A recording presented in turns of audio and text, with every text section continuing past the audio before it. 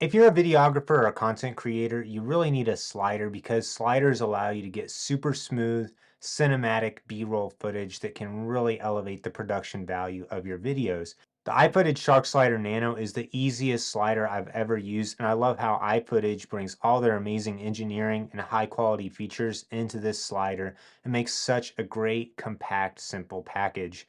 iFootage also just does a great job giving it a high quality feel. All the knobs and levers and buttons just feel great and it is super intuitive to use. They have a quick tutorial video that I watched, and after watching that video for about 5 minutes, I was set up and getting amazing shots. It also features a Sony L-mount battery and it works with any L-mount batteries, and you can even use it plugged in with USB-C as well. So you can go from using it powered to battery mode really easily. One of my favorite things about the slider is that it supports full 360-degree panning built straight into the Shark Slider Nano without any external motion heads.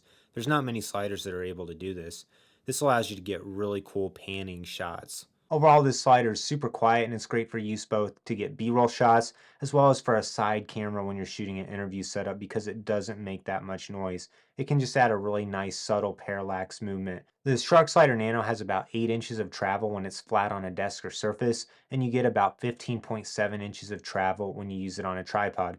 It's really clever because the bottom plate moves with your tripod, so it's able to effectively extend the amount of distance that the slider is able to cover. What's really cool about this slider is that you don't have to use an app, but there is an app available that allows you to use joysticks and to set your in and out points. I really like using a fixed base fluid head on top of the slider because if you use a ball head, then you have to worry about making sure your ball head is level every time, as well as making sure that the slider is level. But with this, you never have to level it. You can just adjust your tilt up and down depending on the perspective of a shot you want to get. When you put your tripod head on, they also have this lock so that you can press that in while you thread the fluid head on. And then it's actually the 360 pan that's working and not the fluid head that's panning.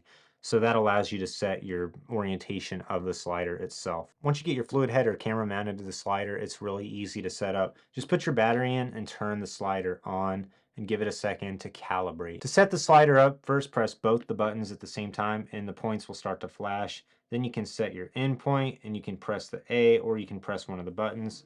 And then set your second point. You can press the B or press the function button and then lock it in by pressing confirm on the slider. Then when you hit standby, it'll put it back in the starting position so you're ready to start shooting.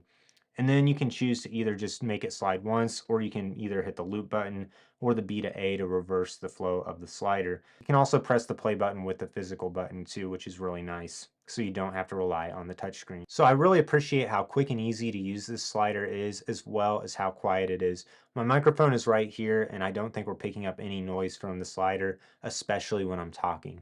A couple other neat features, they give you these knobs that allow you to adjust the tension of the carriage on both the top and the bottom. So if this is too loose, you can add more tension, or if it's too tight, you can lower the tension. You also get this carriage lock knob, which is useful for transporting it, especially if you have a camera mounted on the slider and you don't want it to be able to slide when you're picking your tripod up. On the top of the carriage, we also get a bubble level so you can make sure that your slider is level, and you also get the slot where you can plug your shutter release cables in, and you get a slot for iFootage's quick releases that they use with the Spider Crab system. So I really like using this to put a magic arm on the slider while I'm using it, and then the magic arm moves with the camera. You also get another 3/8 inch thread on the side, and it also includes a 1/4 20-inch adapter. So you can use this to mount the slider vertically, and then you can use an L bracket with it to allow yourself to get some really cool vertical sliding shots. On the bottom of the slider, we get a 3/8 inch thread as well as two 1/4 20 threads and another one of those carriage tension knobs. We also get these leveling feet on the side and a USB-C port. The slider comes in a really nice case that's great for transporting it, and you also get this L-mount battery, you get shutter release cables, and you get a USB-C cord. You don't get a head to put on top of the slider. Another thing that's really cool about the way iFootage products work is they have this integrated 3/8 to 1/4 inch thread adapter on top of it, so you can screw a camera directly onto it if you want to use it without a ball head or a fluid head, or you have a 3/8 inch slot that's perfect for attaching a tripod head. So the iFootage Shark Slider Nano is super easy to set up and use, but it has a couple weird quirks and drawbacks that I think you need to be aware of as well if you're considering buying one. The first thing that I found to be a little strange with this slider is macro shots. So I do a lot of macro shooting for my tech reviews, and I like to get close up on the different products I'm reviewing, and sometimes you do notice a little bit of jitter. Now, what's confusing to me is on the slider itself, if you're going for a shorter or a faster duration or slide, it'll warn you and say that there may be some shake in your footage, and it'll say it's not designed for macro footage. What's weird to me though is on the B&H website and on iFootage's website, they specifically advertise that this slider is great for use with shooting macro. So I just think it's kind of weird that in some areas they say it's good for macro, in other areas they say there can be camera shake. Now, when I've used it, I do notice a little bit of shake sometimes, especially at the beginning or the end of a slide. And I've mainly been using it with IBIS turned on my Sony cameras. Some people say they have better results with IBIS off. What I've been able to do is just cut the front and the end out of my shots, and I usually add a little bit of stabilization in post as well.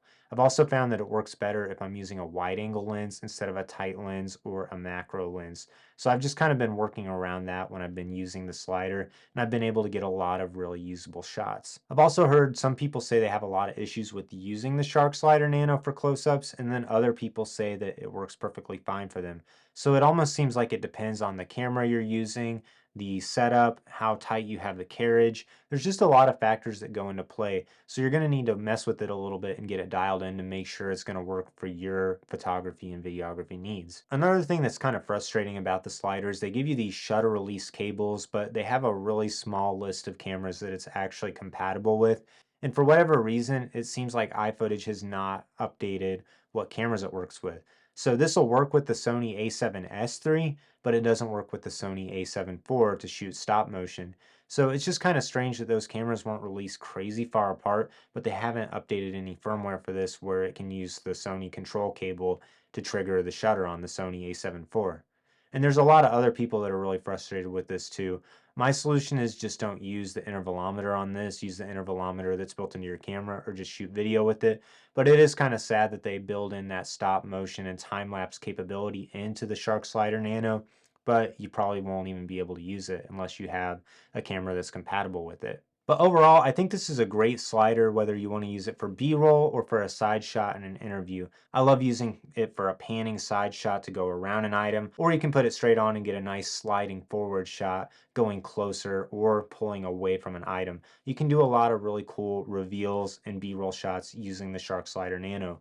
It also works great as a second angle for shooting an interview, just to change your shot up a little bit from your static head-on shot. The motors are quiet and it's really intuitive and easy to use, and you get really long battery life with it as well. And you can always use it plugged in just using a simple USB-C cable, whether you're using it plugged into a wall or a power bank. The Shark Slider Nano retails for about $770 right now. I think they raised the price quite a bit over when it was first released, and that's definitely expensive for it. But what I like about this slider is just how simple and easy it is to set up and use. They've added some really great integrated features like their spider crabs attachment point, the ability to get longer travel time when you use it on a tripod, and just the fact that it only weighs about 4.5 pounds. You will want to have a solid tripod when you're using this. I think it's a lot easier to use with a tripod than to use on a tabletop, but just note that if you use it on a tripod, the maximum weight it supports actually goes down a little bit.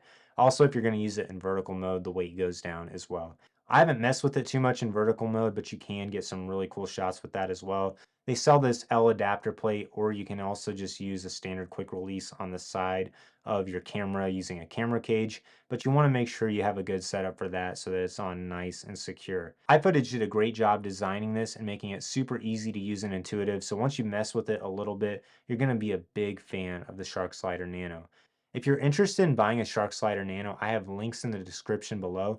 And if you have any other questions about this Shark Slider Nano, leave a comment down below. I'll do my best to answer them.